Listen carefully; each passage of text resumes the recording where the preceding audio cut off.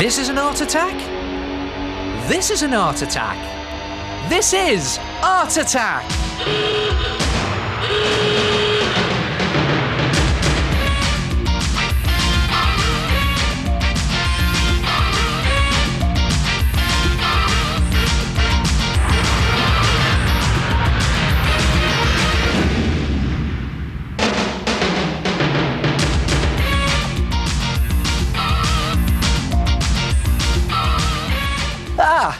Hello there.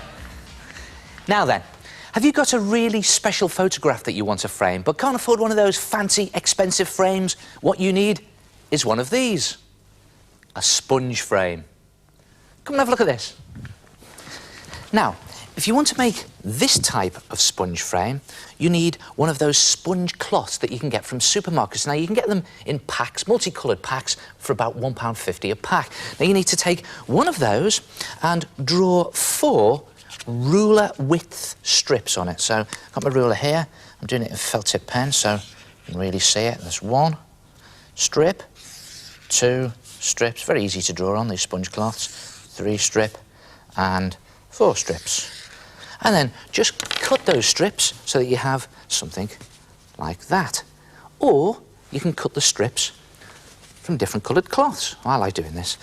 And then it's a case of laying them down smooth side up and then just arrange them in a square like that. And you can see I'm just offsetting the edges there. And eventually you'll end up back at the beginning with a square. And that will frame your photograph. Now, if you're using a smaller photograph, just pop your photograph in there for size and just adjust these strips to the size of your photograph. And then, obviously, you just have to trim off those excessive edges. Then, when you've done that, glue the strips together.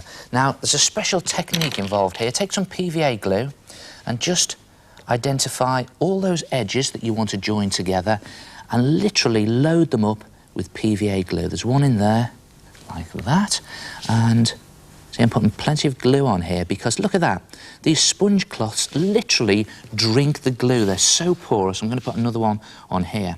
And the idea is not to bond these joints together at this stage, but just let this layer of glue dry for about 15 minutes, and hopefully the glue will clog up all those porous holes in the sponge. Then add another layer of glue on. Now, I'm just doing it here quickly to show you. You should wait 15 minutes in between each layer of glue and then just stick those joints together like that, pressing them very firmly together. And then, for extra strength, you need a strip of tape across each of those joints. And when you've done all 4 joints, you'll have something that looks like that. Look at that, a multicoloured sponge frame. If you turn it the other way up, so you've got the bobbly side up, it gives it a better finish. And then you just pop your photograph in there, line it up, and stick it into place. And there it is. And very nice too. Now, if you want to do one of these style frames, what I've used here is ordinary scouring sponges. Again, you can get them from the supermarket. You can get lots of different colours, different shapes, and again, they're very cheap. And another technique involved here, the idea is to split it in 2 lengthways, right down the middle. And the best way to do that is to just snip into the edges. Now, you have to be very careful when you're doing this. Just watch your fingers. Just snipping in all the way round the edge like that. And you know my motto, if in doubt, get someone else to do it. Be careful with your fingers. And when you've done it, eventually, you get round to the beginning and you'll have split it in 2. And then just put your sponges into position, and you need a couple of them there, and put them around your photograph, depending on the size of your photograph. And again, same technique, just put them into position, glue them again, 2 layers, let 1 layer dry to clog up all the holes, and eventually you'll have a fantastic multicoloured sponge frame that looks like that. Look at that. And you see what I've done on the back here? I've stuck my photograph onto a piece of card and even taped it onto the back of the sponge, or you could glue it into position, and there it is. I think it'll look great on the wall, that. And there's lots of different types of sponge you can get, lots of different shapes. You just get them from the supermarket. Look at those shapes across the top there, a bit like bread. Well, it's not, it's sponge. And lots of different colours you can buy. Try it yourself, a multicoloured sponge frame. Oh, those are nice, soft, squidgy frames. Hello! Yes, it's me again, the head. Now, you can get those sponges everywhere. Carefully cut them up, and when you're gluing the joins, do them once, wait a while, and do them again, so that they stick together really well. Otherwise, that might happen. Oh...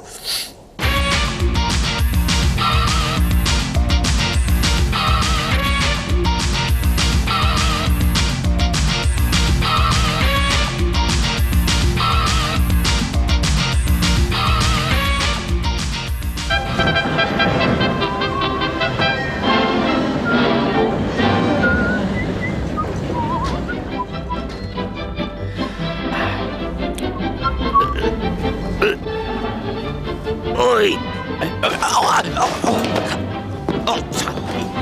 You! That! Go!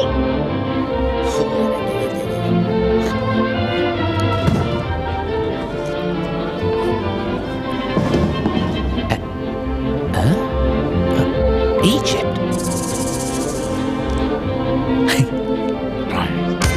I'll show him.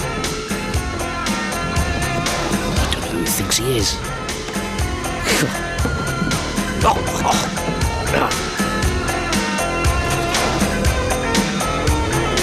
This calls for a big heart attack.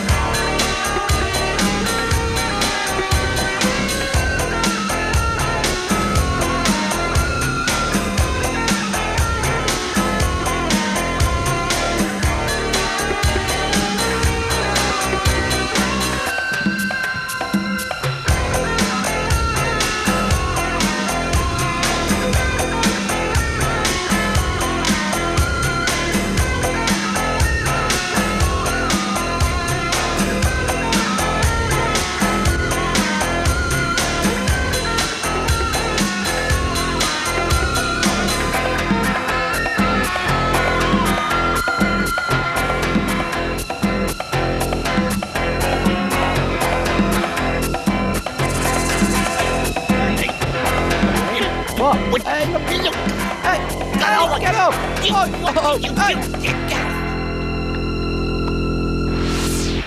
Oh, yes, that's very good. And having travelled all the way around the world, I can categorically say that picture is extremely Egyptian. Or so I Sphinx. Egyptian Sphinx.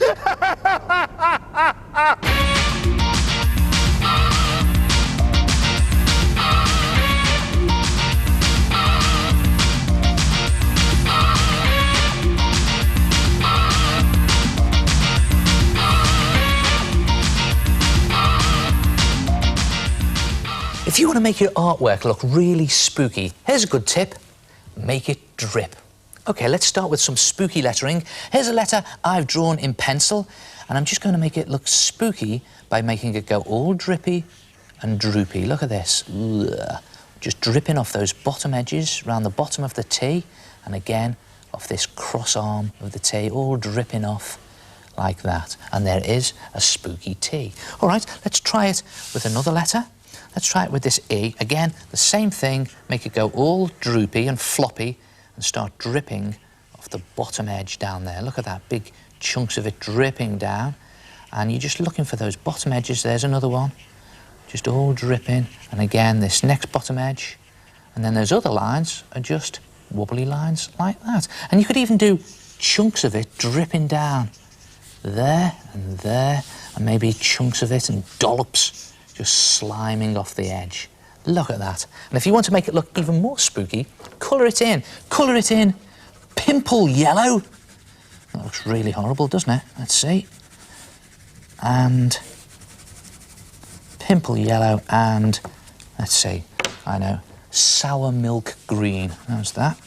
On there like this. And this mix of green and yellow makes it start to look like some sort of dripping gunge or ectoplasm gunk. There it is. And if you do a whole word in exactly the same style, it looks really effective. Look at that. Green looks horrible, but the red looks even worse. It looks like dripping blood. And spooky drips work with other things. What about this? Here's a man I've drawn. Now, I've just drawn it lightly in pencil to start with, because what I'm going to do is make him go all drippy, and his head's going to start dripping. Look at that. And then his arms are going to go all droopy and drippy. His fingers are dripping off. And just again, looking for the undersides of his arms, and again, under his feet and under his legs, and all just bits of gunk dripping off. He looks like a bit of a zombie, doesn't he? Very spooky. And again, the underside there, bits dripping off, drippy fingers, nice long drippy fingers. I'm going to draw chunks of him coming off, maybe a finger coming off like that, and a couple of drips of gunk underneath. And I think I'll give him a really droopy face, just in there like that. Just make him look really spooky, and a droopy mouth. Look at that. Wouldn't like to meet him on a dark night. And here's a good way of doing a very simple drippy ghost. Just take a pencil to start with and do a very light circle like that, and then a stick body and stick arms. Now I'm just going to hang a dripping sheet over that frame, and again just dripping off the edge of the frame there, just all falling apart, all this gunk dripping and drooping. And there it goes over the top of the head. And just to finish it off, I think I'll do bits of gunk coming away from it like that. Just all gunge, big clumps. And finally, just this droopy face of the ghost. And when you've done it in ink like this with a felt tip pen, you can just rub out those pencil lines, and you're left with a drippy, droopy ghost. Try it yourself. Make your artwork spooky with spooky drips. Oh, frighteningly good tip, that. Just draw loads of drippy, droopy goo on things to make them look really horrible and spooky. Works well, doesn't it?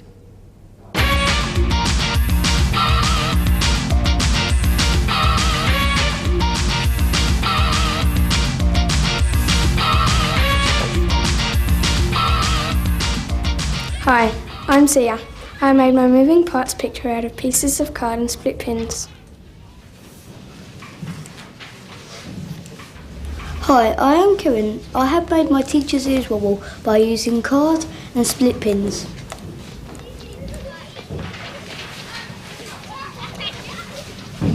Hello, my name is Retty. When I pull it, someone's tie his ears wobble.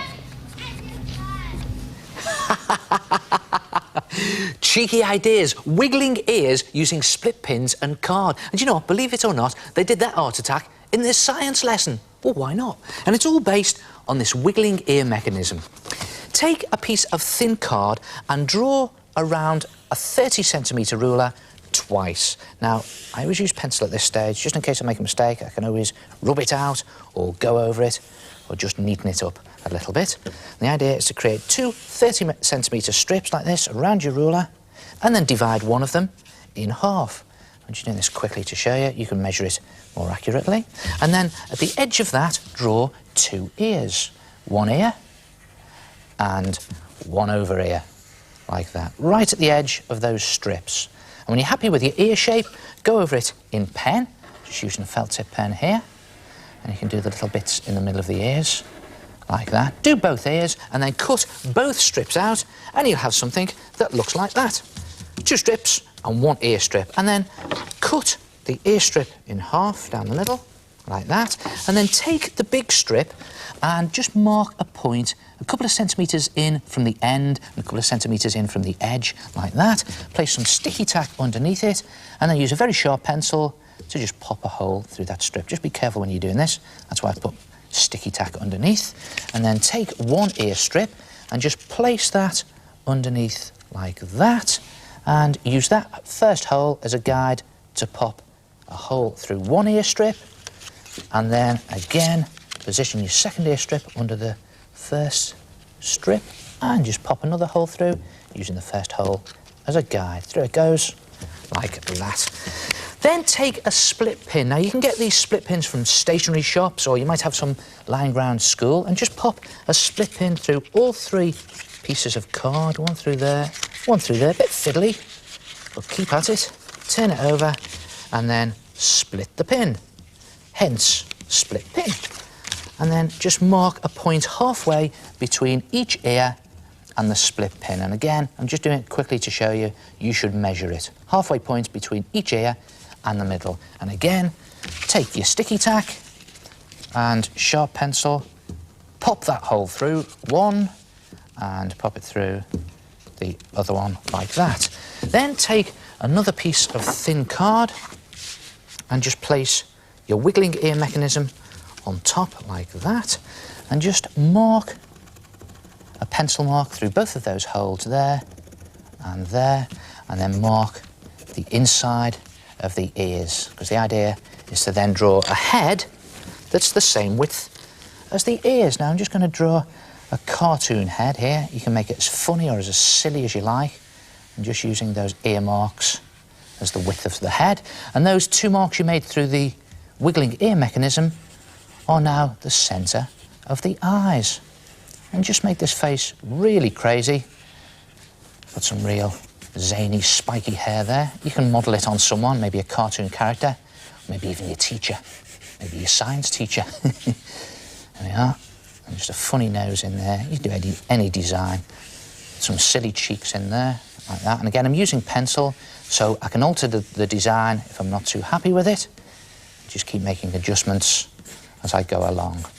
And when you're happy with the silly face, just go over it in pen, again, felt tip pen, cut the whole thing out, and you have something that looks like that. And I've even popped two holes through those eye marks, and then take your wiggling ear mechanism and just pop a split pin through each eye, one there and one there, turn it over and pin your wiggling ear mechanism, or your WEM.